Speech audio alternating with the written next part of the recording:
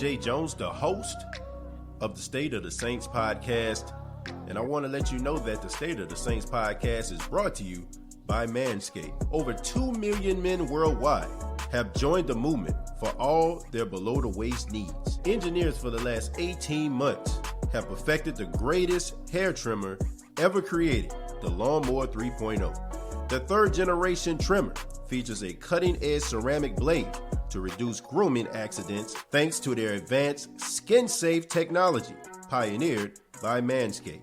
You can choose the Lawnmower 3.0 as well as other items by going to manscaped.com, and you can also save 20% by using the promo code STATEOFSAINTS. That's manscaped.com. Use the promo code STATEOFSAINTS and save 20% on the Lawnmower 3.0 as well as other Manscaped items. That's manscaped.com.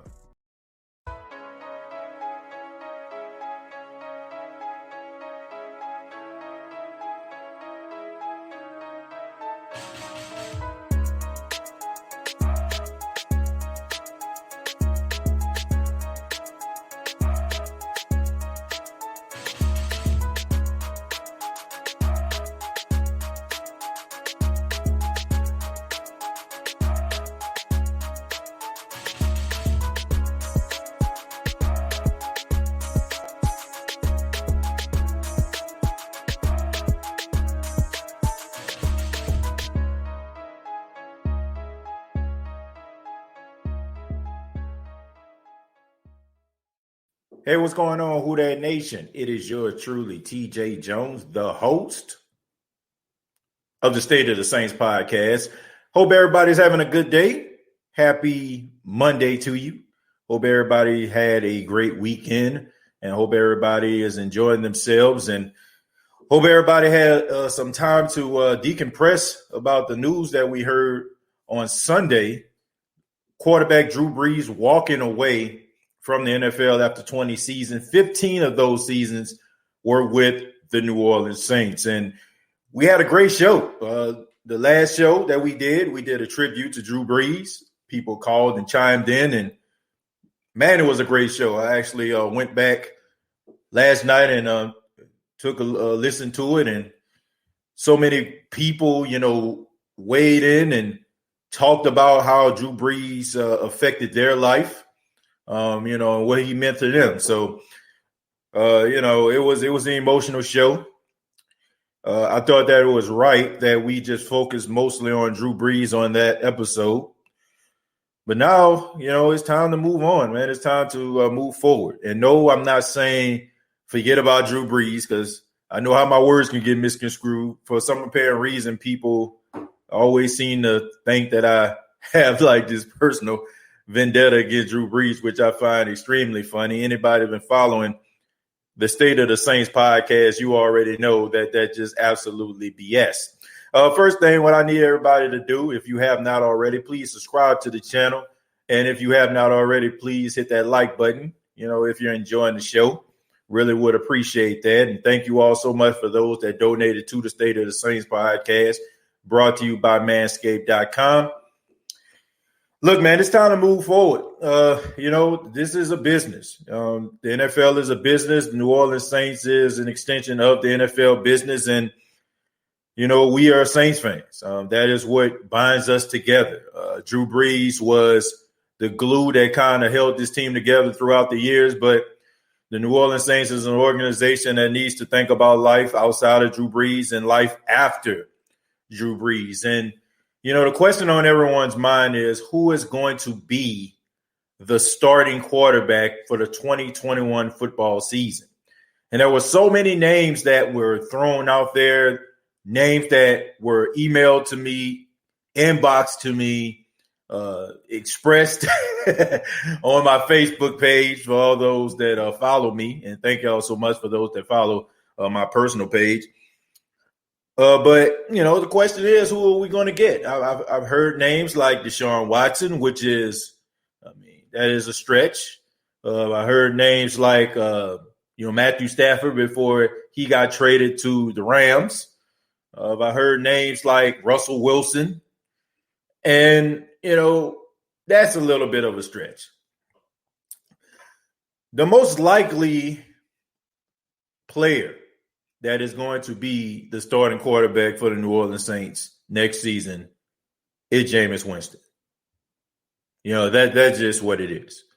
Jameis Winston most likely is going to be the starting quarterback of the New Orleans Saints. And I think we as Saints fans, we need to embrace that. We need to accept that. And we have to come to grips with it. Drew Brees is gone. Drew Brees is gone. He decided to retire. And it's sad. It makes us pretty somber. But, I mean, that's just the reality of the thing. I just feel like we need to give Drew Brees, I think we need to, remember Drew Brees for what he gave to this city. But also we just need to embrace the fact that Jameis Winston is going to be the starting quarterback. And I hear people, picking on Jameis Winston, calling him old crab legs, saying that he's not the answer. First off, how do you know? How do you know that he's not the answer? How do you know that Jameis Winston can't turn a corner? How do you know that Jameis Winston can't resurrect his career? See, I think we already, for some apparent reason, think that we have read the book on someone's life.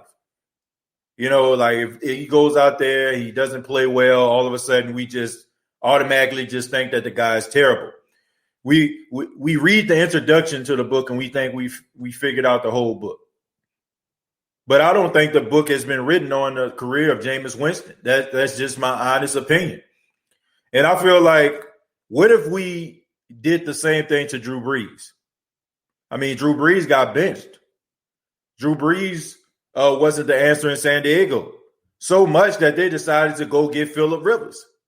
And I think sometimes we tend to forget that because we read the entire book on the football life of Drew Brees.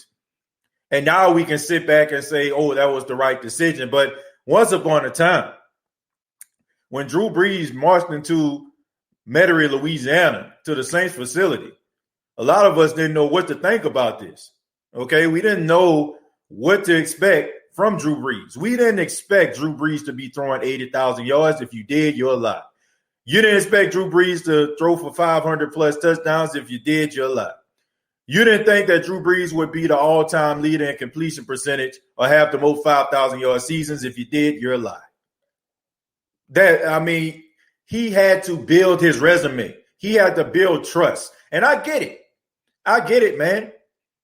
Have you ever been in a relationship and maybe you're coming out of a relationship and it wasn't really good? Like maybe the trust wasn't there. Maybe you gave your all to somebody and they broke your heart. I mean, I've been there, man. I know some of you probably been there yourself. And then that next person come along and you're very, very, very cautious. You're cautious about dropping the L word. You're cautious about some of the things that you do. You're cautious about some of the things that you trust that person with, all because you got your feelings hurt. That's us as Saints fans. We have gotten our feelings hurt so many times that we automatically are very skeptical about trusting individuals. But I said this on a couple shows before. We need to embrace the change. We need to understand that there are going to be some growing pains. Once upon a time, man, when Drew Brees first got here, there were some growing pains. Once again, we tend to forget those things because we read the end of the book. You know what I'm saying? Like we read it all the way to the end. But we tend to forget those things. And I think that we need to give Jameis Winston an opportunity. Number one, we have to understand that Jameis Winston came from a snake-bitten franchise. He came from a franchise that was struggling. He was the first pick overall coming out of Florida State for a reason. You don't get the number one overall pick if you're a Super Bowl champion or a playoff contender. You get the number one overall pick because your team is not very good. He went to a situation that wasn't stable, and they didn't put a lot of things around him. And some people will probably say, well, look at Tom Brady. He comes there, they win a Super Bowl the first year. Well, the Tampa Bay Buccaneers moved heaven and earth to make sure that all the stars were aligned in order to allow Tom Brady to be successful as the quarterback. I didn't see that same energy with Jameis. Another thing is I trust Sean Payton. I think sometimes Sean Payton can get a little bit stagnant. Sometimes if you're around the same person, you're doing the same thing over and over again. I've said this before. Sometimes you get a little stagnant, man, when you know what a person's tendencies are. You know what to expect. I feel like Sean Payton is going to come into the 2021 season rejuvenated and ready to rock and roll. And I think a lot of Saints fans are not giving Sean Payton credit for being a really good football coach. I don't think they're really giving him the credit for being a great offensive play caller and an offensive innovator. I think sometimes we tend to forget about those things, like a marriage. Sometimes you take that person for granted because you've been with them all those years. Oh, I didn't say I love you this morning. I'll tell her later. I'll tell him later. I didn't put the trash out, but she know my heart was in the right place. She know I'd do it if I needed to. I mean, she already know that. Or she know I'll leave the light on, man. I just kind of fell asleep on the edge of the bed. We tend to forget those things because it's always been there. We take those things for granted. Sean Payton is one of the main reasons why we fell in love with Drew Brees. It was a match made in heaven. It was a combination. It was Sean Payton's innovation and Drew Brees' undying will to succeed that made the New Orleans Saints franchise a legit franchise over the past 15 years. So I'm willing to give Jameis Winston the opportunity. And for all those that probably are saying, well, TJ, what about Taysom Hill? I mean, they extended his contract. They put a couple more years onto his contract. They spread it out. Seems like to me they trust Taysom Hill. Look, I'm in no way dismissing Taysom Hill.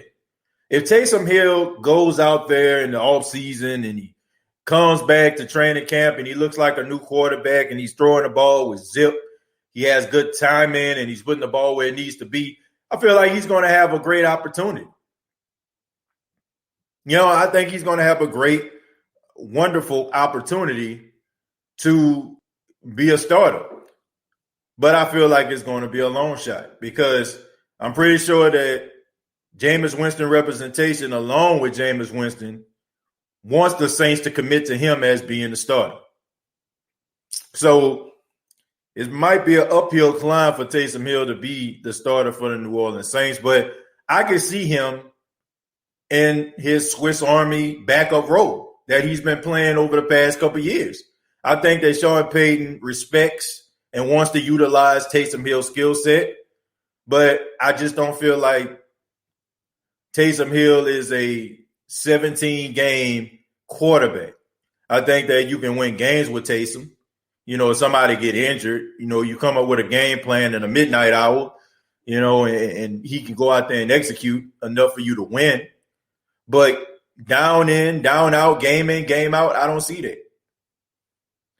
I just feel like Jameis Winston in a better situation can be a much better version of himself. And I feel like with Taysom, it's pretty much what you see is what you get. And I'm by no means content with just these two being the quarterbacks on his team. I think the New Orleans Saints need to draft another quarterback. Now, I don't think it needs to be a first-round pick because I feel like they got bigger fish to fry, especially getting rid of Janoris Jenkins and getting rid of Quan Alexander and, Alex Anzalone about to go into free agency. I think they need to draft a linebacker or a cornerback. But I do feel like if you have somebody maybe in the third round that's appealing to you, with that compensatory pick that you got, I think you need to draft yourself somebody. A little bit of an insurance policy. And the contract that Jameis Winston needs to sign doesn't need to be a long-term commitment because Jameis Winston hasn't proved that he's worth you investing in him long-term. That 62-yard touchdown was great, and it gave us a little bit of hope. And, it probably raised a couple eyebrows and, had a couple of GMs looking at the TV. But Jameis Winston has a lot of work to do in order to reconstruct his reputation. Now, I do feel like Jameis Winston was, I don't know, unfairly judged, because I feel like some other quarterbacks out here, they've been given opportunities, like Mitchell Trubisky's, like Sam Darnold, guys like that. Guys that they'll say, oh, well, what about the coaching? What about the coaching? They never really had good coaching. You know, they don't really give Jameis Winston that same type of leeway, which I don't understand why. But I'm willing to see. And I honestly feel like this is it for Jameis Winston. This is it. Like, you don't get no better than a Saints offense, and you don't get no better than a play caller like Sean Payton. It's almost like they say, if you can make it in New York, you can make it anywhere. Well, if Jameis Winston can't make it in New Orleans, I doubt if he can make it anywhere, because I don't think he can find a better situation, because Sean Payton is going to utilize his strengths before he instills other nuances inside of Jameis Winston. That's just the way Sean Payton works. Sean Payton calls the quarterbacks into the room. He asks them, what plays are good for you? What plays are you comfortable with? And they tell him. And he builds an offensive game plan around the things that make those quarterbacks comfortable. And then all of a sudden, once he gets comfortable, then Sean Payton will start introducing him to different offensive strategies. So if Jameis Winston can't succeed in New Orleans, I don't know if Jameis Winston can succeed anywhere else. I'm serious. I can't think of a better situation he could go to. Maybe the 49ers, if they want to go on from Jimmy Garoppolo, because I have a lot of respect for Kyle Shanahan. Or, if he went to the Rams with Sean McVay, which they don't need him. It has to be somebody that has a strong offensive innovation, innovative mind in order for him to succeed. And it don't get no better than this. If he can't successfully succeed in New Orleans, I think we pretty much have to close the book, seriously, on Jameis Winston. But thank you all so much for being a part of the State of the Saints podcast. Let's go ahead and go to the comments. Let's see. I'm going to start at the top. Let's go ahead and start at the top, man, because pretty sure you all have some things interesting to say.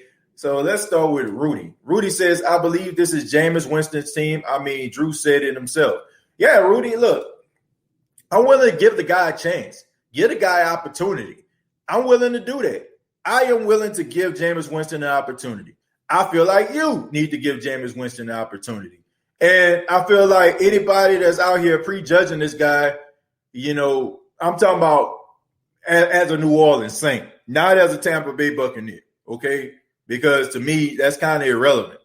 And then if you want to judge this guy, you got to judge this guy based on his entire time in Tampa. Because it's not – people make it seem like this dude was like Stoney Case or Scott Mitchell or I don't know, Tuti Apasopo or something like that, like throwing interceptions left and right, acting like this is, like, come on, man. Like, this guy had one bad season. For the most part, he had a fair share of interceptions, average amount of interceptions you'll see, average, a little bit above average quarterback would have.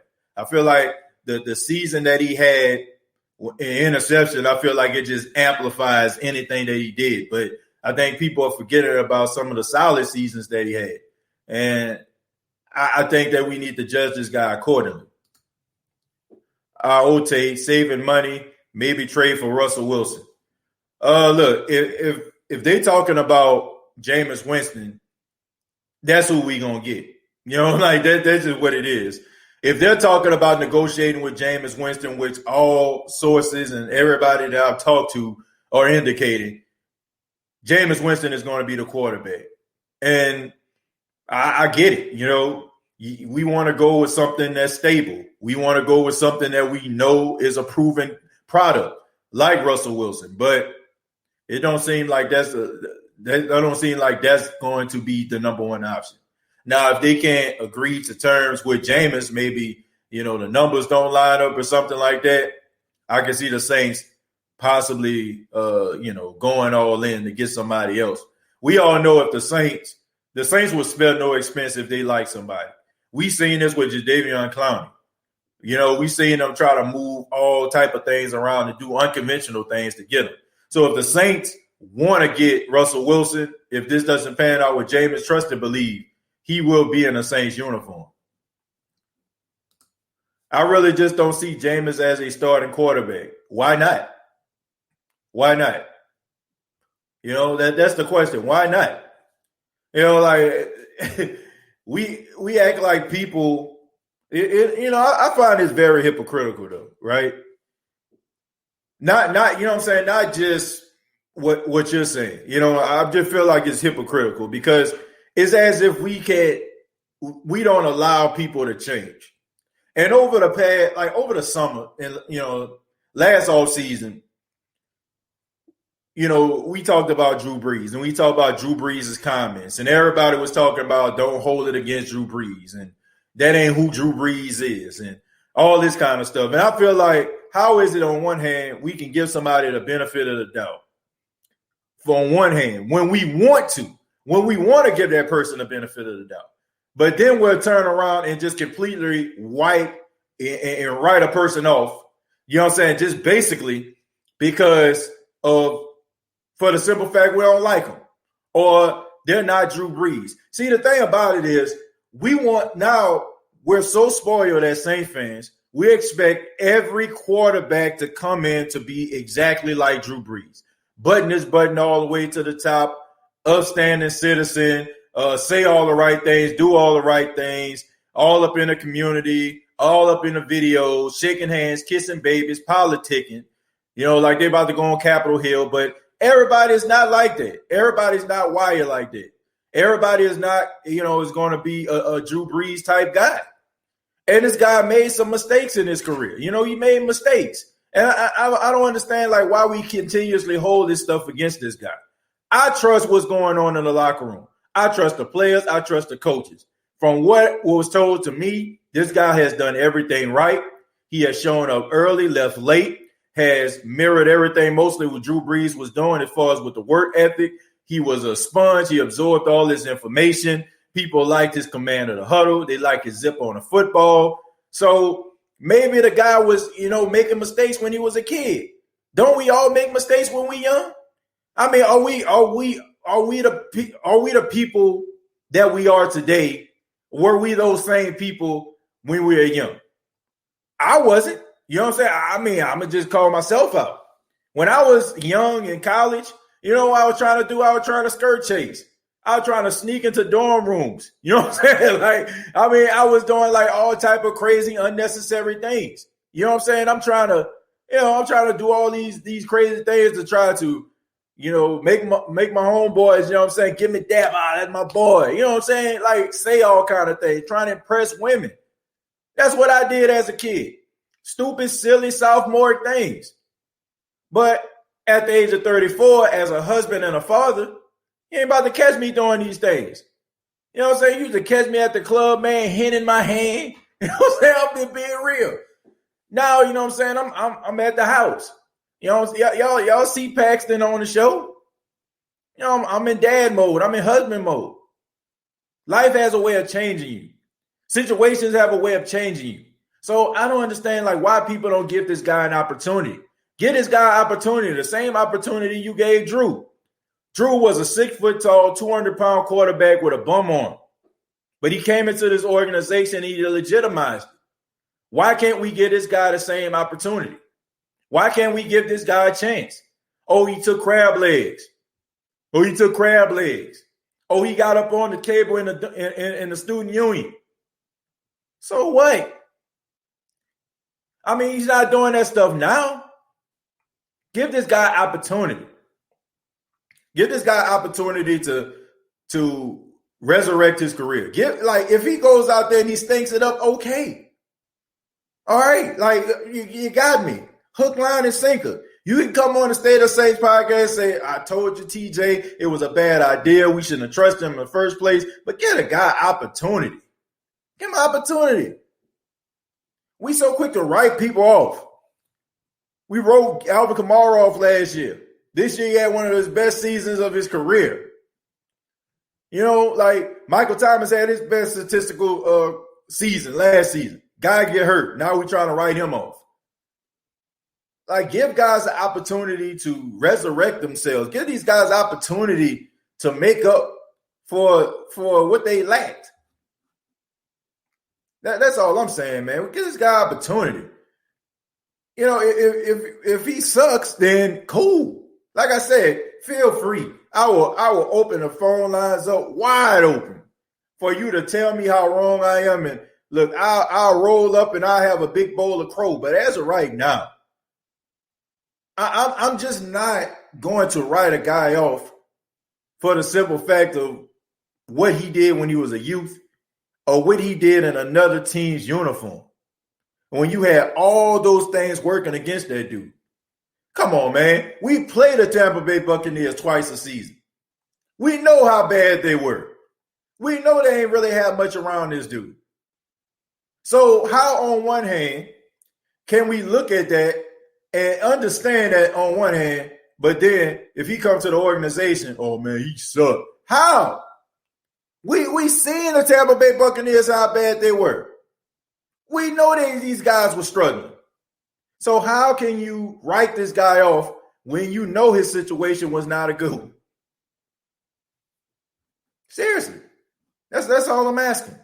Why can't we give this guy a chance? Why can't we give this guy a fair shake? Somebody answer that question in the comments for me. Why can't we give Jameis Winston an opportunity? Why can't we give him the same type of leeway as we would give someone else?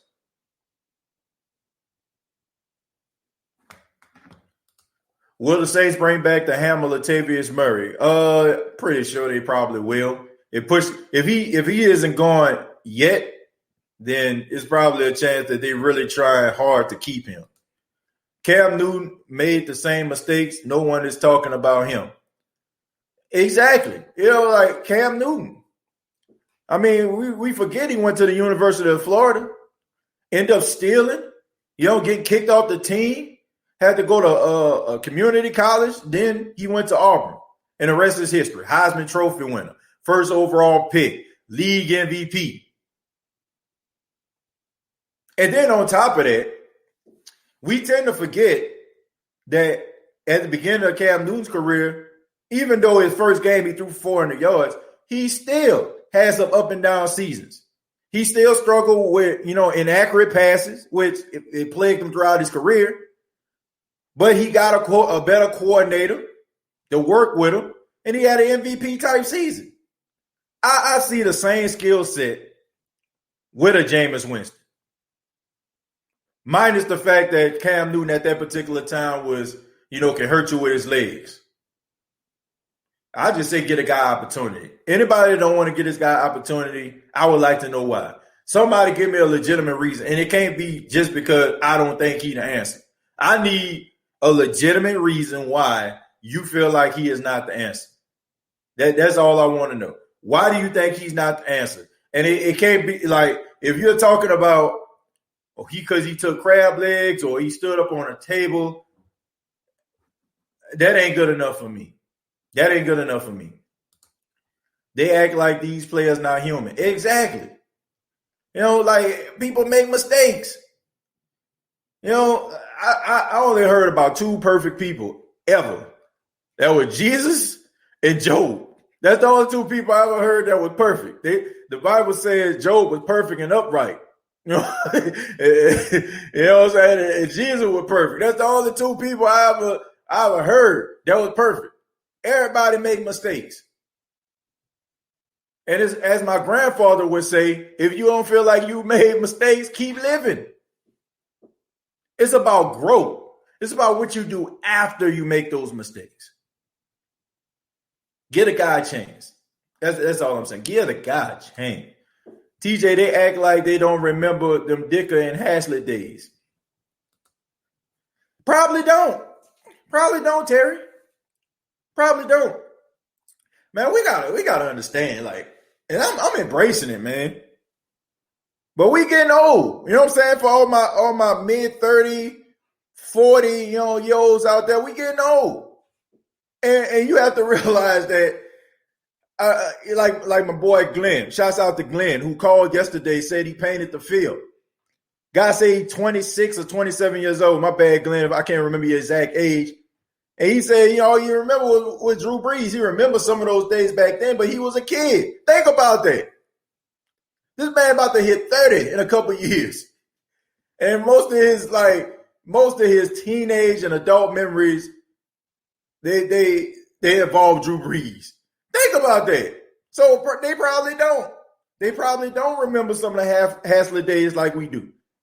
They probably don't remember the game where, when Aaron Brooks threw the ball to Boo Williams. Boo Williams had the first down. He jumped back and got tackled and got a turnover on down. They lost the game. They probably don't remember that. They probably don't remember the hook and lateral game against Jacksonville. They probably don't remember that Halloween game versus the Cleveland Browns with the Hail Mary. They probably don't remember that. They probably don't remember when Jason Day was getting smoked by Andre Johnson in that Texan game. They probably don't remember they probably remember the Robert Griffin III game when he lit him up on his first game. But they probably don't remember some of these games, man.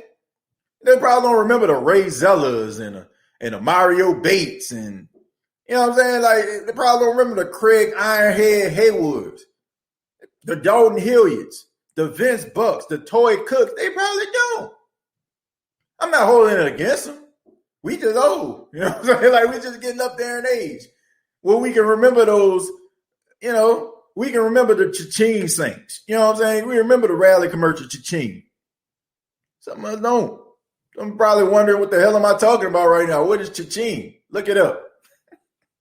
Look it up. I'm riding with Jameis. Terry, thank you so much. Appreciate that comment. Rudy says, Antonio Harris, I agree. I've been a Saint fan during the late 90s and early 20s. Well, I know you ain't been a Saint fan since, I guess you've been like in his early 20s. I'm about to say the early 20s. Man, you was rolling with the Acme Packers back in the 20s. Shoot. Already seeing that. Shouts out to Terry. Count says to everyone coming at James, let's take a look at your lives to see the mistakes that you have made. Don't judge a book by its worst page. I agree with that. I agree with it. It's the Drew Brees effect. It's the Drew Brees effect. Anything that Jameis does or Taysom does is going to be compared to Drew Brees. I said yesterday, shouts out to Darryl when he called. It's amazing I can just remember you people. I said when I was talking to Darryl, I said it's easy to be the man after the man instead of the man, you know what I'm saying, the second man, you know what I'm saying, the man after the man. It's better to be the man after the man after the man. There it is. Better to be the man after the man after the man instead of the man after the man. Because if you're the man after the man, you're being compared to the greatness of the man.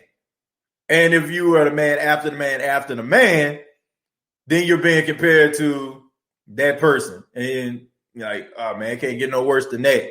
So whoever it is going to have big shoes to fill. And we all know that, and miss me with the nonsense, majority of the, I don't want to say majority, but a strong percent of Saint fans are going to be evaluating whoever the quarterback is with a fine-tooth comb. They're going to say things like Drew would have made that pass. Or Drew would have seen that read. Drew would have threw the ball away because he wouldn't have took that sack. I know I'm not lying. You know I ain't lying. It's going to be compared. Whoever the quarterback is going to be compared to Drew Brees. You can't help it.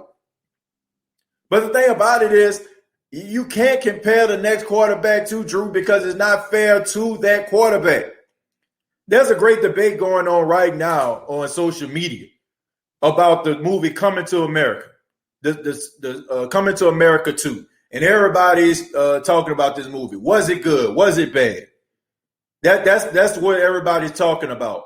And I looked at it. My wife kind of brought it to my attention because I was ready to write it off. I was like, yeah, you know what I'm saying? Like, yeah, well, I think it could have been better, this, that, and the third. And my wife was like, it's because you're comparing it to the first movie. The first movie was a cult classic. It's a timeless classic. So, of course, you have that first movie in the back of your mind. So you're, subconsciously evaluating the second movie based on the first. And you can't help it. It's just human nature. That's just the way we do it. Right? You know what I'm saying? Like, if we talking about Reverend Brown or something like that, you know what I'm saying? We'll say, man, Reverend Brown wasn't like that on the first movie. Of course, Reverend Brown, you know what I'm saying, in this climate wouldn't live. You know what I'm saying? Because everybody is like, really sensitive about some of these issues that's going on. I mean, this whole cancer culture thing we got going. Is cancer culture real? Right? So if you're comparing Reverend Brown to the 1988 classic, when he was, I want y'all to tie that knot. I'm going to pray for you. And I want you to hold on to God's unchanging hands. Of course. If you're comparing that one to the modern day Reverend Brown, I mean, of course, you're going to think that it's not the same. So if you're comparing Jameis to Drew, it's not fair to Jameis. Because Jameis is not Drew. And he can't be Drew. It's impossible. So, yeah. Drew Brees wasn't all perfect because I wouldn't want to keep throwing interceptions in the playoffs and losing each year. Yeah, exactly. You know what I'm saying? But there's no such thing as, you know what I'm saying, well, I don't want to say there ain't no such thing as flawless quarterback play, but Drew Brees did have his faults as well. He did make mistakes. I know some of us don't want to admit it, but he did. And some of us can't decipher when somebody's being critical of Drew Brees. They can't. If you're critical of him, all of a sudden you just hate him. Oh, he hates Drew Brees. In the back of your mind, you just can't wait for him to retire. Okay, whatever, dude. You know what I'm saying? You wasn't with me shooting in the gym. You weren't there. You weren't there. They said the greatest love that you can have for a person, you know what I'm saying, is to love that person enough to criticize them when they do wrong. When you love somebody, you want them to be at their best. I wouldn't want to leave the house looking bad and my wife don't stop me and say, babe, you know what I'm saying? Like, I think you can put something else on. You know what I'm saying? Don't have me out here looking crazy. Like, if it's something that I can fix, if it's something that I can do to make me better, why not? That don't mean that you hate me. I don't understand this culture today. I don't. I don't understand how people can just automatically just assume things. Like, it's as if people don't know how to, interpret. Oral interpretation was a class that I took when I was in school. And, you would get up and you would give speeches and the class would basically critique you on that speech. And they had to, talk about the underlying meanings of the things that you were saying and what it represents and this, that, and the third. I feel like a lot of people are lacking that because I don't think people understand what constructive criticism is. And I get it because I was one of those people. Man. When I stood in front of class, I thought I did a outstanding job and my professor ripped my speech to shreds. It was hard for me to accept that. It was hard for me to understand fully that he was just doing that to help me. So when the next time it was my turn, that I would do a better job. Some of us can't decipher that for some reason. We just automatically just make it an open and shut case, and we need to stop that. We miss out on some great information by just reading the title on an article. That, like, we do this all the time. We read the main topic. We read the title of the article. And all of a sudden, we go running and telling all our friends. Like, for example, they got some people right now that really honestly believe, okay, Taysom Hill got 4 years, $140 million, and probably cussing to the high heavens that the Saints did this. Not realizing, if you read the article, that a lot of that is voidable money. It's a voidable contract. So just imagine that. So that is one of the reasons why I feel like we have to understand and learn how to ask the questions. Well, what do you mean? Like, what are you saying? Instead of us just automatically assuming that we got everything correctly. The case in point, Jameis Winston. The story has yet to be told about a 27-year-old quarterback. 27 years old. This is going to be a nitpicking season for Jameis. Absolutely. Nothing but jump balls and inaccuracies. That's absolutely untrue. That's absolutely untrue. And that's the thing. Go look at Drew Brees' stats over the last few years in New Orleans and put it up against Jameis Winston's stats. And you will find that Drew Brees threw his fair share of interceptions. See, once again, we're reading, we tend to forget about the things that occurred because of what's in front of us right now. And you know what I'm saying? This is just the world that we're living in, this microwave world that we're living in. You know what I'm saying? One thing comes up, then something else takes its place, and we tend to forget about the last thing. Right? That's just the way that it goes. But we tend to forget that Drew Brees was throwing double-digit interceptions, 15, 16, 17 interceptions. We forget about those things, because of what Drew Brees, he cut it down to single-digit interceptions towards the end of his season. The end of his career. We tend to forget about the fact that he was throwing double-digit interceptions and throwing them relatively at a high rate. But he never had 30 interceptions. Oh, you got me. You got me on that. But I can also make an argument that Bruce Arians, every quarterback that he was the coach of, always had a high number of interceptions. Every time he had a quarterback that was under his tutelage, always had a high number of interceptions. If they were around a 10, 11, then they'll probably go up to about almost 19 to 20. But we tend to forget those things because it don't help our argument. It's best for us to just say that Jameis Winston is a lost cause. And yes, I am up here trying to defend Jameis Winston because I feel like people are not looking at this objectively. Or anybody but him. We'll talk about Jameis Winston and we'll talk about, we don't know what he'll do in the playoffs, but we'll look at the fact, we want Russell Wilson. Well, I love Russell Wilson, but he ain't been lights out in the playoffs. If it wasn't for the Legion of Boom those first 2 years, those back-to-back Super Bowls, the way Russell Wilson was playing, man, my goodness, they would not have been there. You don't believe me? Go back and watch that NFC Championship game versus the Packers. Yes, he threw the pass to Tyler Lockett to seal the game and go to the Super Bowl in overtime. But he played bad. He threw like maybe 2 or 3 interceptions in that game. Last playoff game against the Rams, he played horrible. But bring him in. He's a proven commodity. I hate to say it, man, but the most success that the Seattle Seahawks had, and like I said, I love Russell. I love his passion. I love his tenacity. You know what I'm saying? I think he would be a good fit in New Orleans, but I gotta call it the way it is, folks. He has not played good in the playoffs. And if it wasn't for a great defense, probably wouldn't have made it to the Super Bowl. If it wasn't for Marshawn Lynch, probably wouldn't have made it to the Super Bowl. So we can't just automatically just assume because, you know what I'm saying, we were to get him, all our problems will be over.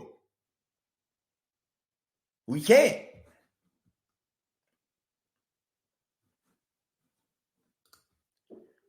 He was always a frustrating quarterback to play against twice a year. I think he will be a good quarterback with Peyton designing the system around his talents like he did for Drew.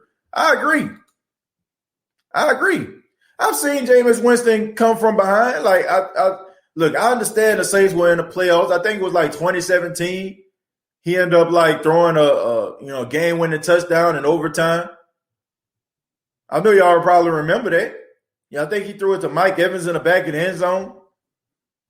So it's not like this guy can't. It's not like this guy can't deliver. I seen the Saints play the Rams get beat. Jameis Winston goes out there to Los Angeles and put up about 400 yards and 40-something points. So for people to just say that, man, just write this guy off, I just don't understand it. I don't. How, guys can can change the narrative in the right system. How long have you watched football? I have seen way worse quarterbacks than Winston. Can you name them? Man, I can name plenty of worse quarterbacks than Winston. Go look at Drew from his San Diego Charger days. Thank you very much, Donald. Thank you. Drew was an average quarterback when he came to New Orleans. Right. I can make an argument that Jameis Winston was a better quarterback than Drew was when he was in San Diego. But we trusted Drew, though. We trusted him. I saw Jameis throw a lot of rainbows in his final season with the Bucs. The ability is never in question. I hope he resigns in New Orleans. The crab leg bandit can't save you. It's not about saving us. See, the thing about it is that's what people tell you. See, we need to get out that narrative about, you know what I'm saying, a quarterback position. That's what's going to win you everything. That's not true. If that's the case, then the Saints should have had about 6, 7 Super Bowls. Because when Drew Brees was in his prime, you can arguably say that he was probably top 2, top 3 quarterback. So if that was it, then the Saints should have been in a Super Bowl every single year. But here's the thing. You have to have a team around you. Tampa Bay. I know y'all happy and y'all want to pound your chest and talk about y'all the Super Bowl champs, but let's remember, if you all, based on Tom Brady's performance in the playoffs, if it was based on his shoulders, you guys would have made it to the Super Bowl. It's about complementary football. It's about having a quarterback that can make the right decision, align with a good running game, and a solid defense. That is what it's all about. That is what's going to get you over the hump. And sometimes it's going to have to take your defense to help out your offense and vice versa. See, this isn't basketball. If you got 2 of the best players on your team, you can go to the NBA Finals and win it. It's not like that. In football, it's a team sport. It's a team sport. I don't fall into the quarterback. See, the quarterback is sexy to talk about because he's the guy holding the ball. He's the leader of the team. He's the guy that's basically low-hanging fruit. He's the guy that always has the ball, so therefore you can always make an argument and say that he is responsible for what goes on in the game. But the quarterback can throw for 400 yards and 4 touchdowns, and his defense can't stop a nosebleed, and you still lose. So I don't buy that whole quarterback thing. Do quarterbacks have to win you games from time to time? Absolutely. But do quarterbacks supposed to win you games every Sunday? Absolutely not. No, I don't believe that. I think you need solid quarterback play game in, game out. But you definitely can win games with solid quarterback play game in, game out if you have a good defense and a good running game. It's possible. It's obtainable to win a Super Bowl.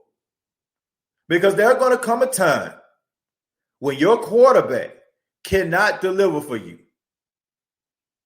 There's going to come a time when your quarterback will not be the best player on the field on that day. And you need somebody else to step up. And as far as all these people out here that's talking like the New Orleans Saints just going to fall off a cliff and been waiting for this day, have y'all been watching the New Orleans Saints over the last couple years? Have y'all not seen Drew Brees on the sidelines, injured for several weeks, and a quarterback comes in, and not only do they win, but they beat you, your team. They beat your team. They beat NFC South teams. It's not like they just not playing y'all. Obviously, y'all see these games. So do y'all really just feel like the Saints are going to just fall off a cliff and just completely just get wiped off the face of the earth? Like, are you kidding me? See, that's how your team is structured. The New Orleans Saints have been building towards this day. They've been building towards life after Drew Brees. Look at the leadership of this team. Look at it. Can you really honestly, legitimately say that the Saints aren't prepared when it comes to leadership for these new generation of captains to guide this team in the right direction? Are you not comfortable with Demario Davis? I am. Are you not comfortable with the leadership in the secondary of Malcolm Jenkins? Look what the heck he helped with Marcus Williams in his career. Cam Jordan. Look at Trey Hendrickson. Look at Carl Granderson. I mean, your boy Davenport needs some work, but can you really honestly say that you feel like there's going to be a leadership void with the Saints? I can't. So I really don't understand it. Like, the Saints have had the same front office for the most part for the last 15, 20 years. Mickey Loomis been here since the early 2000s. Sean Payton has came in 2006. Pretty much the same coaching staff. Saints coaching staff so good, the Atlanta Falcons, you guys are trying to take them away. You even tried to get Kyle Harley, the guy that's doing the books and doing the accounting. Tried to take him away. Look at Carolina. Carolina basically took Joe Brady and just copy and mimic the entire Saints offensive scheme. Getting Saints players. Getting players like Keith Kirkwood. Went go get Tommy Lee Lewis before he came back with the Saints. Teddy Bridgewater. Eli Apple. So not only did you all try to copy and paste, but you even tried to get some of the players that the Saints had to generate the same type of success. So anybody out there that's talking like, man, the Saints about to fall off the cliff. Well, I can't tell because obviously they're doing something right because 2 out of the 3 teams that are outside the Saints are trying to steal from them. I mean, you're biting. You know what I'm saying? You like Soulja Boy say, man, they copied my whole flow. So how can y'all really say with a straight face, oh, man, y'all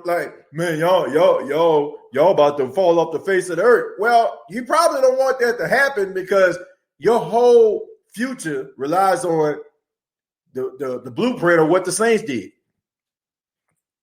Sorry, it's a fact. You guys copied and pasted the Saints, but yet they come into these groups and talk as if they're not doing it. Am I missing something? Am I missing something here? Am I wrong? Am I wrong? Like, for the exception of Tampa, shouts out to them. They did, you know what I'm saying? They did it the free agent way. They went out there and they went for broke. They went to the Vegas, came back with the bag. But when it comes to Carolina, Atlanta, like, what the hell are you talking about?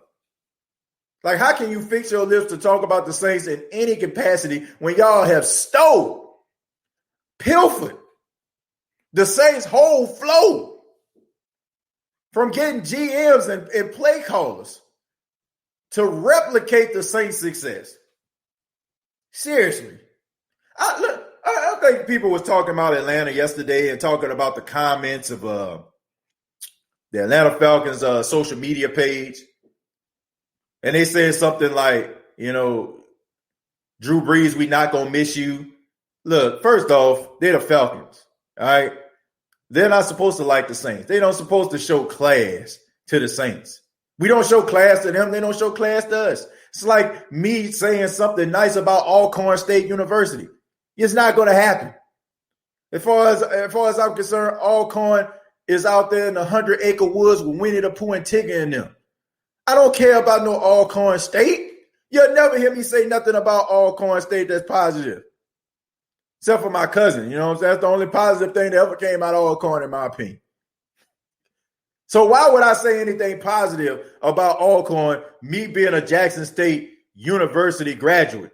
So why would I expect the Atlanta Falcons to show some class because the quarterback that has been whooping their tail for the past 15 years finally is gone? You know what I'm saying? It's like Napoleon. Do you think the French are going to be excited because Napoleon is gone? I mean, are they going to be sad, that Napoleon is gone? Heck no. You think Poland is going to be happy? No. Like, come on, man. Like, the thorn in the side of that team is gone. Now all they need is Cam Jordan to go and they straight. So I don't expect for them to say anything positive. I don't expect for them to say anything positive. Just like you don't expect for me to say nothing positive about Alcorn. I don't like Alcorn. I don't. I don't think Alcorn like Jackson State. It's the feeling is mutual. Would you say something positive about an Atlanta Falcon fan? No. Would you say anything positive about their team? No. If Matt Ryan was to retire tomorrow, would you have such great things to say about him? Thanks, Matt. No. So why would you expect for them? Why would you expect for them to say something positive, man? Why would we even get all up in arms about that? I mean, I'm not picking on nobody. I just want you to think about this objectively. Why would you want to say something positive about Atlanta? Or what would you expect for them to say something positive about the Saints? They are going to back up because they know whoever the quarterback is, we will burn them. Yeah, pretty much. McDonald's, the rest of the NFC, he is McDonald's. Good analogy. Tell them about the gun line, TJ. The 100-acre woods. Exactly, man. That's what I feel about him. TJ, watch out about the Alcorn comment now. Hey, look, I'm sorry. I don't like him. And I don't expect for you to like Jackson State. And I'm cool with that. We're a rivalry. Capital City Classic. Y'all know what I'm talking about. I don't expect for Alcorn to say nothing nice to me. I don't expect to say nothing. Don't expect me to say nothing nice about them. We're a rivalry.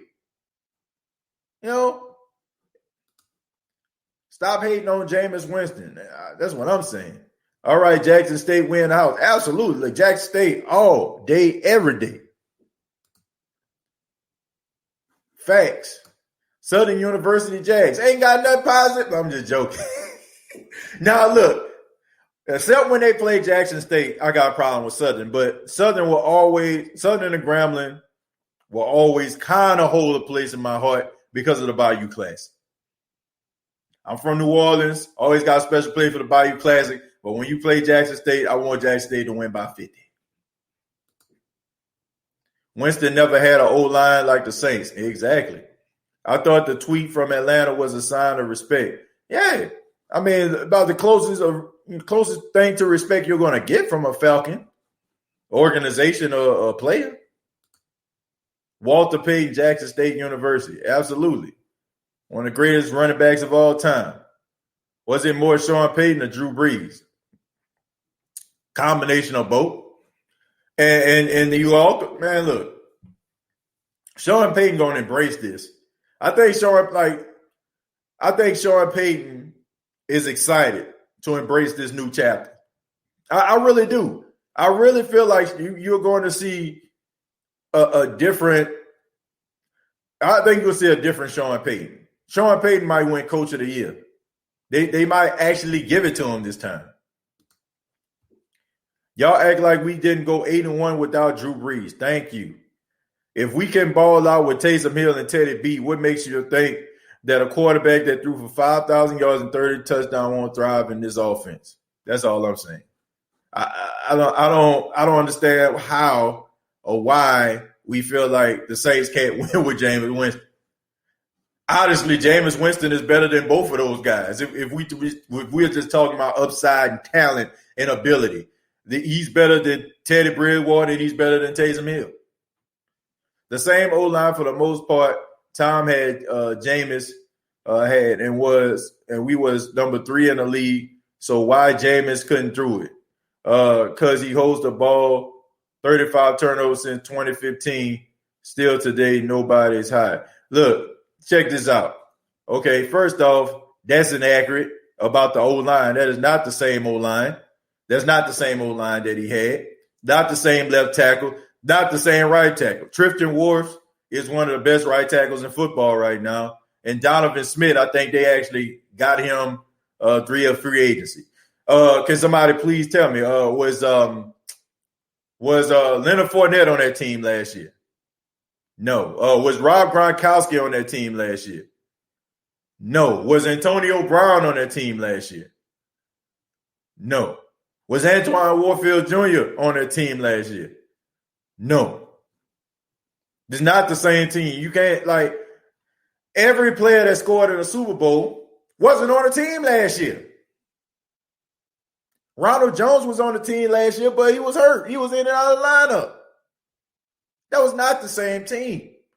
That team was not structured the same way, and that was not, I repeat, was not the same offensive scheme that they was running. It wasn't until week 9, after they came back from the bye, that Bruce Arians finally swallowed his pride and got the playbook from New England and allowed Tom Brady to do what Tom Brady has done for the last 20 years. And that's what got them over the hump. A mixture of running the ball, checking it down, going to the open guy, you know what I'm saying? Like not risking it too much. That's what got them over the hump. So look, that was not the same team. That was not the same team Jameis was on. That was not the same offensive line. And you know, there wasn't the same running backs. So I can't accept that. I can't. You can say for the most part, defensively, they were the same team. But at the same time, you replace Jameis with the all-time, you know, one of the arguably the greatest quarterback of all time. Of course, you're going to see, you're going to see some mass production. I mean, this guy had 6 Super Bowl rings before he came to Tampa. I know we're not trying to compare him to. Tom Brady. I know we not. I hope so. I hope we're not trying to compare Jameis Winston to Tom Brady. TJ just said Donovan Smith was a free agent. Okay, TJ, y'all clearly don't watch the Bucs because everything you said is inaccurate. Okay, so Tristan Wirfs wasn't. So Tristan Wirfs, once again, you take one thing that I probably got that's inaccurate, and all of a sudden you just throw the baby out with the bathwater. So was Leonard Fournette a free agent? I mean, was he with the team last year? No. Was Antonio Brown with the team? Rob Gronkowski.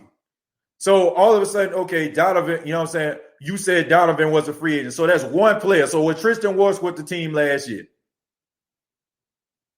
Was he with the team last year? Yes or no? Did they struggle with offense? Did they struggle on the offensive line last year? Please tell me. Because last time I checked, Tom Brady basically said that he would come to Tampa on the grounds that they fixed the offensive line. So please tell me, what, you know what I'm saying? Did they not spend a first-round pick on the offensive line? Did they not switch around their offensive linemen from guard to center? Did they not do those things? And then on top of that, once again, are you really seriously sitting up here trying to argue that Jameis Winston is on the same level as a Tom Brady? Are you really sitting up here going to tell everybody, please let us know.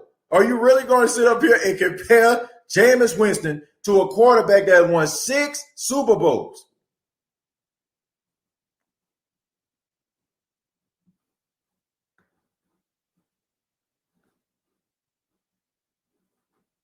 That makes absolutely no sense, man. I cannot believe we really sitting up here having this conversation. You're really sitting up here trying to compare Jameis Winston. Leonard stuck in the regular season. Gronk was used mainly as a block tight end. AB was slightly used in the regular season. All of them scored in the Super Bowl. Leonard Fournette act like a plum beast the entire playoff run, dubbing him the name Playoff Lenny.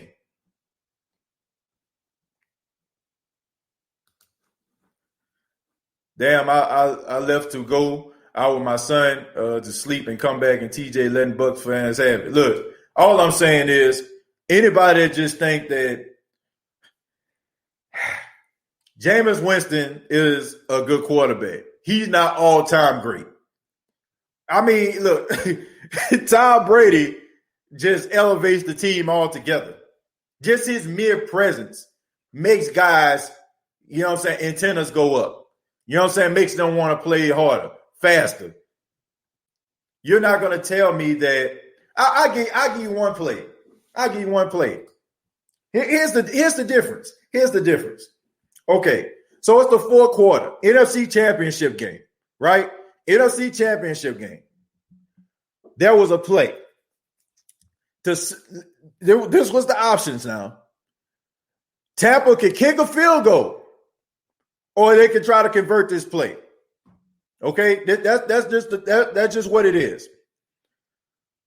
Tom Brady goes back to pass, don't see that Mike Evans is open, and he just throws the ball away. Now, how many quarterbacks you know that are going to be mindful of situational football like that in order for Ryan Suckup to come in and kick a field goal? That right there just tells you the good from the great. To live to fight another day versus a guy that probably would have tried to force it into Mike Evans and possibly be intercepted. That's, you know what I'm saying? That right there tells me that this team is not the same. Just based on that particular point right there. Can't tell me that, man. That was not the same team. The conversation will always be they needed Tom Brady to win a Super Bowl. They did. Look, Tampa wasn't winning no Super Bowl for nobody else but Tom Brady. It's just as simple as that. Tom Brady, just like I said, his football IQ alone helped them in certain situations like that.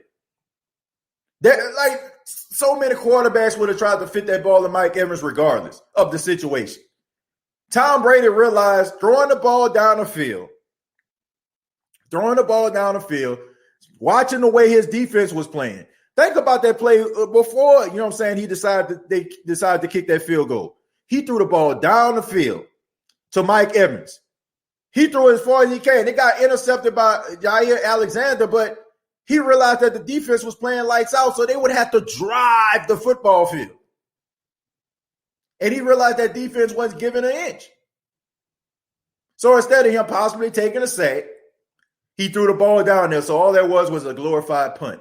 That is situational football right there. That is the type of IQ that many football teams wish they had at the quarterback position. His presence alone is, you know what I'm saying, like just made that team much better. Tampa will not win a Super Bowl without Tom Brady. That's a fact. And I'm always going to miss Drew, going to be in our hearts forever.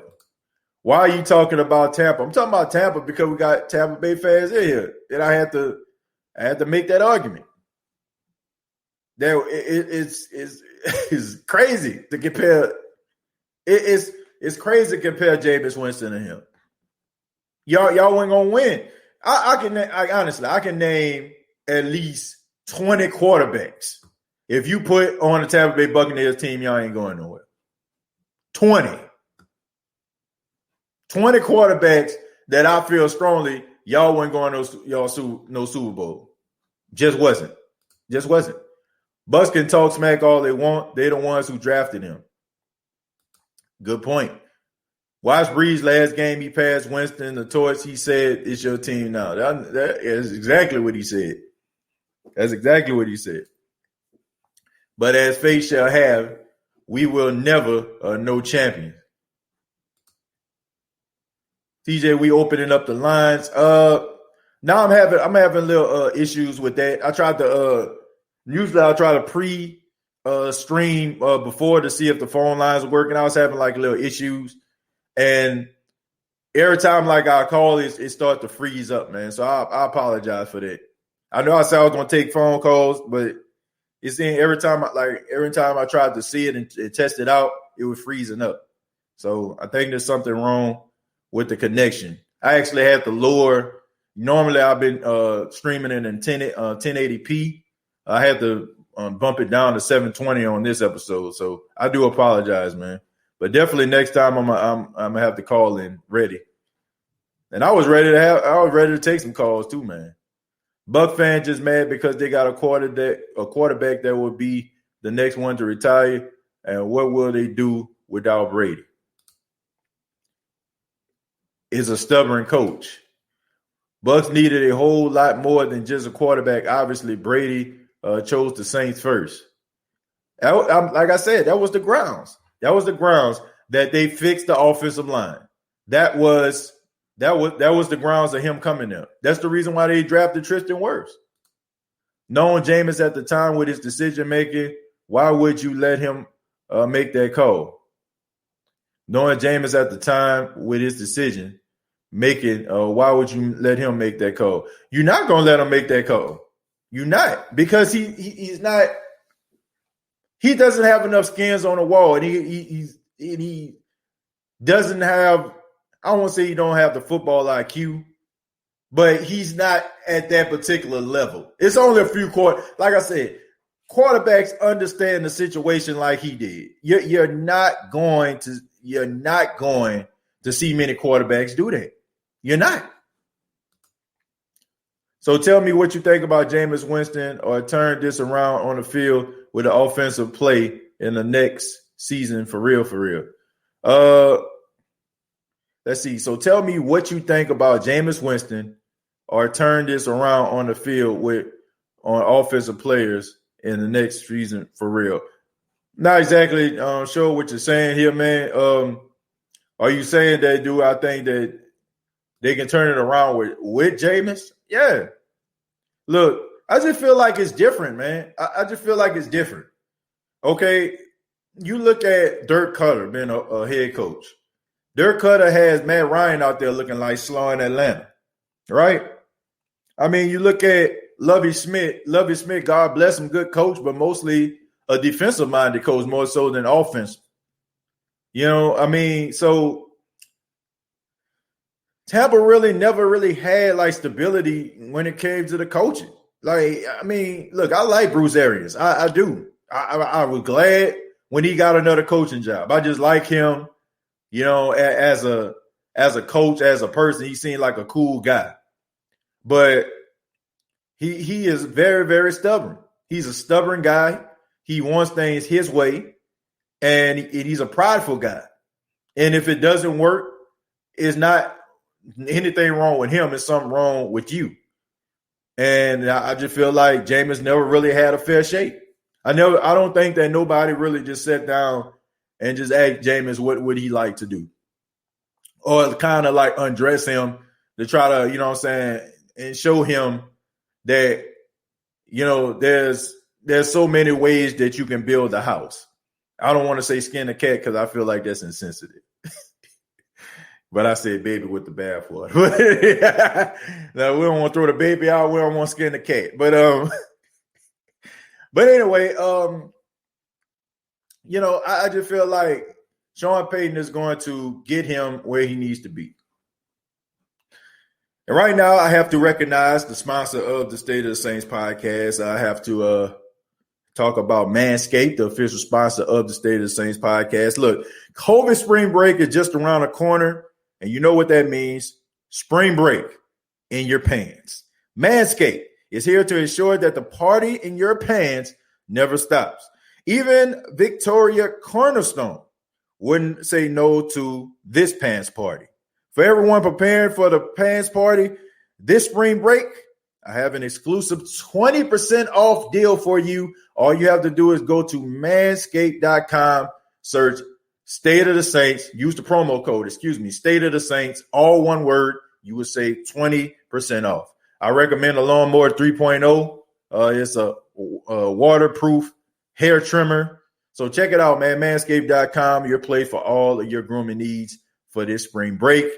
And, you know, I mean, y'all got to get it ready, right? You know what I'm saying? I know everybody, for the most part, gets stimulated. You know what I'm saying? You want to, you know what I'm saying, look your best, feel your best. Check out Manscaped. Once again, promo code State of Saints.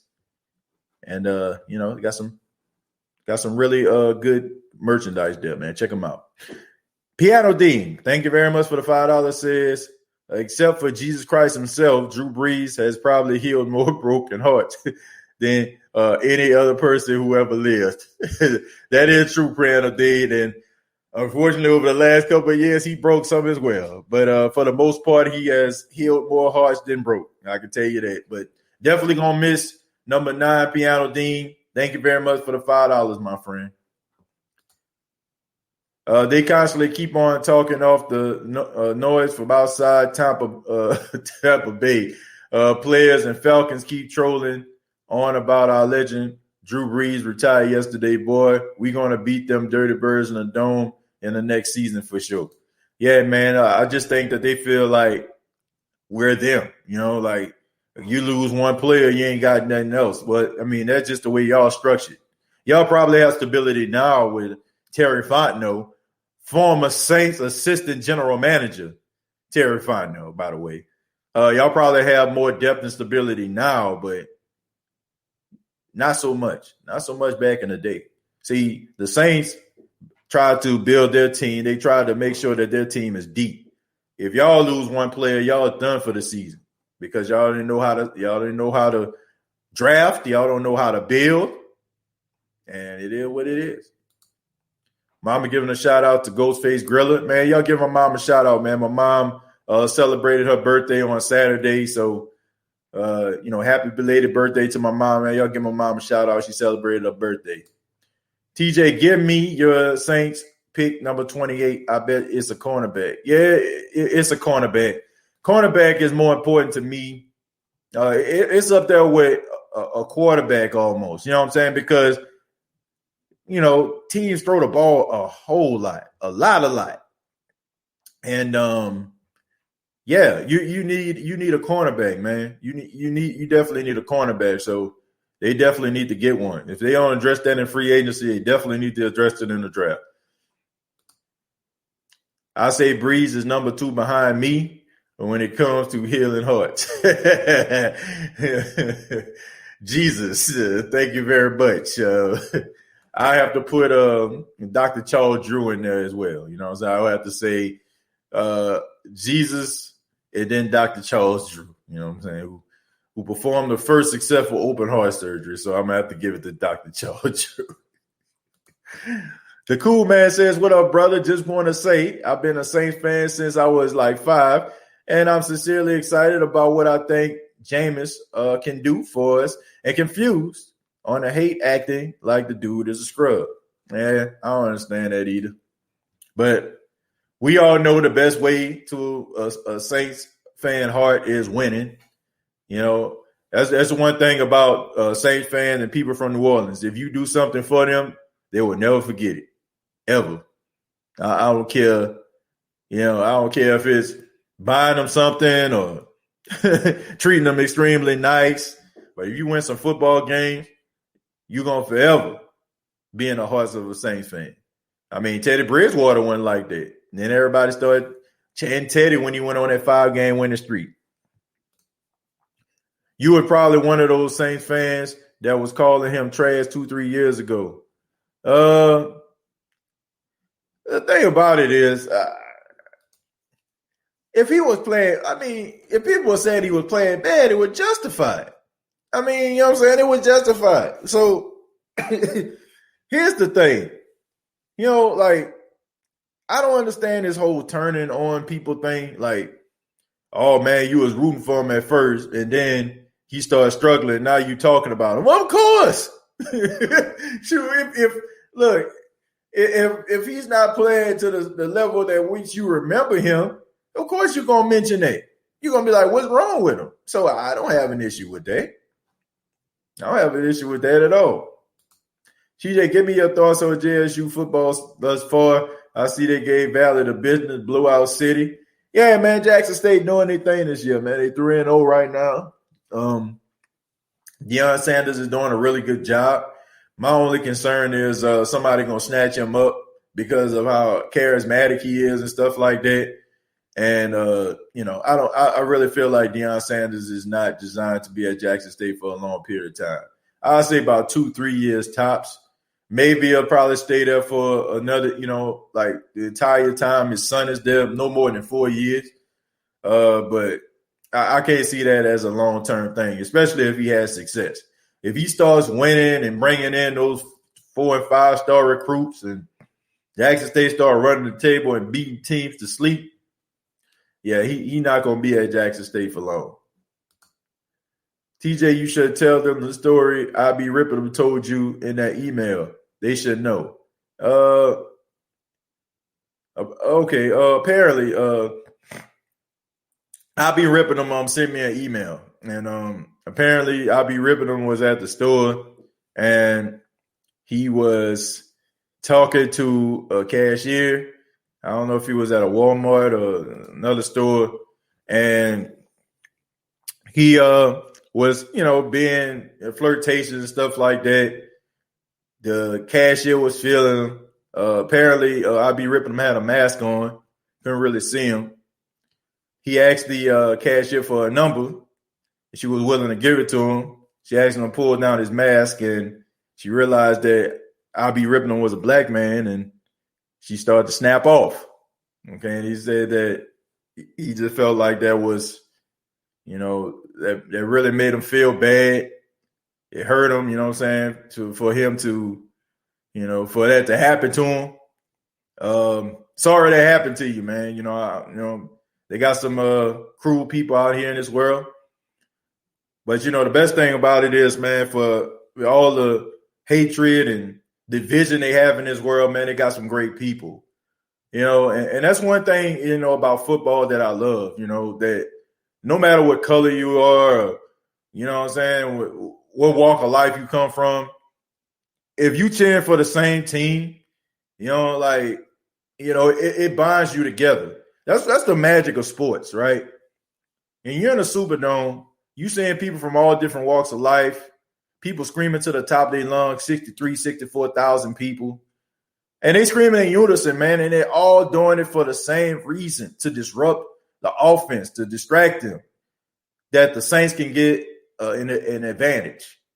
You know what I mean? So, I don't know, man. I just feel like, if we would just tie our life the way that we tie to sports, I think we'll be fine. They do have hatred in this world, unfortunately, but there's some great people in this world. And I don't want us to ever forget that.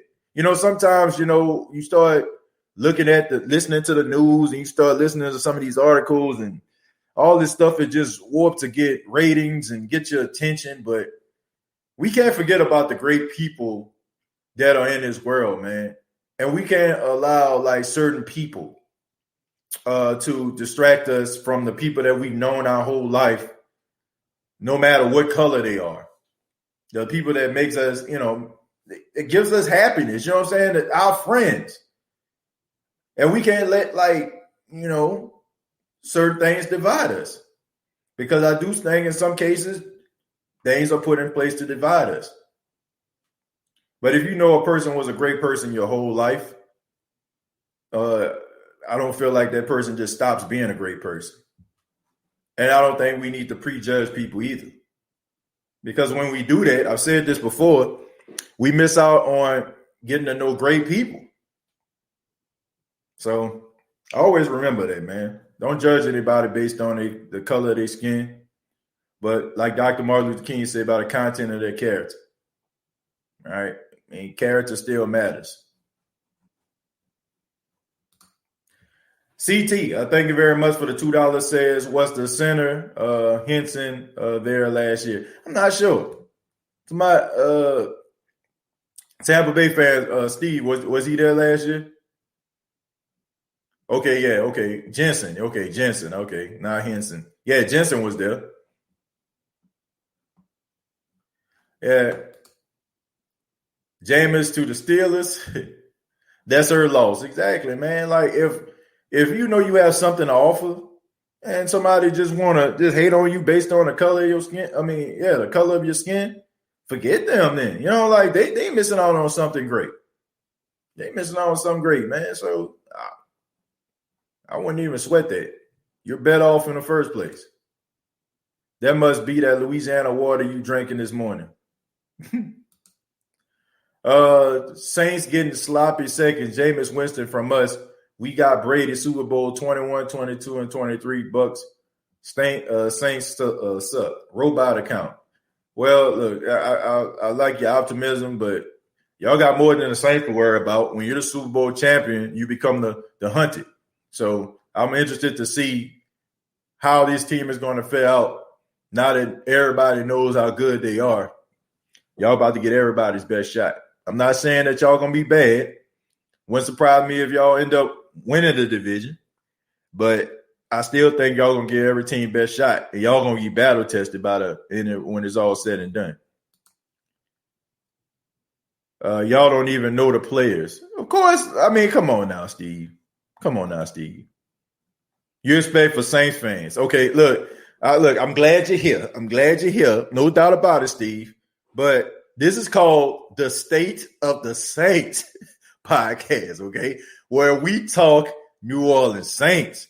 What we do here is focus on Saints football. So I wouldn't expect Saints fans to know every player on the Falcons team or every player on the Panthers team or every player on the Bucks team, because we're not really designed to focus on every single player. We don't go through the 53-man roster of the Bucks. We focus on the Saints. So if somebody gets the name wrong of a player, of course, I mean, that comes with the territory. Because I hate to say it, man, but we don't care like that. You know what I'm saying? Like, the topic of the show was about Jameis Winston and Taysom Hill. Now, out of respect, and we appreciate you being here, if you put your comment, of course, I'm going to say something about it. And, I'm going to give you dialogue and, and back and forth, because you respect us enough and respect me enough to send a comment. But we only care mostly about the New Orleans Saints here. That's all we care. We care about the Saints, right? We care about the Saints. That's the most important priority here on the State of the Saints podcast. And we realize, man, we know our show is dope. And we know that we got great commentary, and we know we get you laughing, and we get your blood boiling because we talking about them. And I know that I am the host, and we have fun here, and we're glad that you're here. But make no mistake about it, this is the State of the Saints, and we only care about Saints football overall. You know what I'm saying? Like, if we're talking about you, we're focusing on how the Saints can beat you all. You know what I'm saying? Like, I mean, but you can't expect that. I'm pretty sure you don't know every single player on the Saints team, Steve. And like I said, we appreciate you being here. Like, I really do. Like, come back anytime. Feel free to put your comments down there. You know what I'm saying? Like, we enjoy, the opposition. But it's the State of the Saints. I mean, I wouldn't expect everybody to know every player on any other team in the NFC South. But like I said, we're glad you're here, Steve. Come back anytime, my friend. Tampa will not let Jameis go. You guys have the GOAT and you won a championship. Y'all should be celebrating, talking about how good Brady is. You would rather talk about your ex. Yeah, man. Look, I mean, he's here now, and hopefully we can get some type of success with him pending they get this contract situation solved. They talking like they drafted and developed Brady. Brady is a product of Bill and the Patriots, not the Bucks. Brady brought all his Patriot way with him and players. Yeah, man. But I mean, look, this could have easily been the Saints if Drew would have retired last year. I want y'all to understand this. Like, he wasn't coming to you all if the Saints would have decided to get him and Drew Brees would have retired. I just want to make that perfectly clear. Like, the Saints were his first choice, like, not Tampa. I'm saying, like if Sean would have said Drew is retired, Tom Brady would have been a New Orleans Saint. So not only are y'all sloppy seconds in this division in NFC South for the title, y'all also sloppy seconds when it comes to Tom Brady. But, I mean, I'm glad that y'all won a Super Bowl, but understand that it wouldn't have happened. It wouldn't have happened if Drew Brees would have walked away. I mean, I'm not, look, this ain't sour grapes. I'm telling y'all, this is a fact. The New Orleans Saints was his first choice. Like, y'all basically, like, got the lucky lottery ticket. But, man, I'm going to go ahead and get up out of here, man. I'll just go ahead and read. I'm going to go ahead and read one more comment. They might know that the whole roster, TJ, we that good. Yeah, they probably do. You know what I'm saying? But for the most part, I wouldn't expect for them to know. Like, if they start naming off all 53 players on a 53-man roster, I would be highly shocked. I'd be highly shocked. So I wouldn't expect for them to know them. You know? So, I mean, of course you're going to, you know. I just don't understand, like, some players, like, some people that know, like, key players on the Saints team and still be getting their name wrong. Like, people be calling them Jameis Winston. Jameis Like, I think, for like, I can understand if you don't know who JT Gray is or something, like, or, I don't know, man, a Justin Hardy or, somebody like that. Like, I would expect for you to know who Zach Wood is. Like, if you didn't know who those guys were, I'd be like, okay. But Jameis Winston, calling them Jameson, and Tyson Hill, and nah, bro, I can't let you have that. I need you to know the core players. I'll let you go with some role players now. You know what I'm saying? If you don't know who Danny Green is, you know what I'm saying? I won't hold that against you. But if you don't know who Kawhi Leonard is or Pascal Siakam, you know what I'm saying? I was like, man, what's wrong with you? You know what I'm saying? But thank you so much for checking out the State of the Saints podcast. I really do appreciate you all's time. Thank you so much to all those that donated. And before we get up out of here, please, man, just take a few minutes. Everybody, right now, just go ahead and hit that like button for your boy. Show support to the State of the Saints podcast to help the show grow. We are approximately 70 subscribers away from 6,000 subscribers, man. Yes, the State of the Saints podcast. TJ Jones is about to be the sixth guy on them, boy. 6,000 subscribers, man. So if you have not already, please hit the like button. If you have not already, please hit the subscription button. Please be that one person that helped me get to 6,000. Don't be like, man, I ain't about to hit that subscription button, man. Nah, man, show your boys some love, man. We work hard here on the State of the Saints podcast to give you all great content. Man, we try to get some guys in the work, man. I actually just finished talking to Brian McFadden. I just finished talking to Brian McFadden.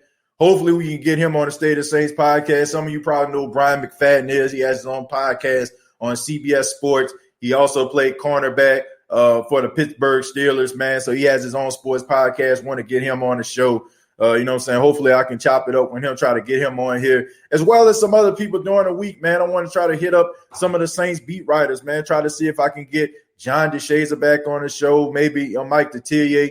Hearing them talk about Drew Brees, man. Guys that had a relationship with Drew Brees, who, you know what I'm saying, who had conversations with him, man, and talk about some of those moments as well and what, you know what I'm saying, Drew Brees meant to them. So help the show grow. Hit the subscription button. Go ahead and hit that like button, man, so we can, grow the show, elevate the show. We're doing big things here on the State of the Saints podcast. It's full speed ahead. And I'm looking forward to giving you all great content, no doubt about it. Go to Facebook.com, search The State of the Saints podcast, follow the Facebook page. Previous episodes available on iTunes, Spotify, iHeartRadio, Anchor FM. Thank you all so much. Enjoy the rest of your day. Embrace the change.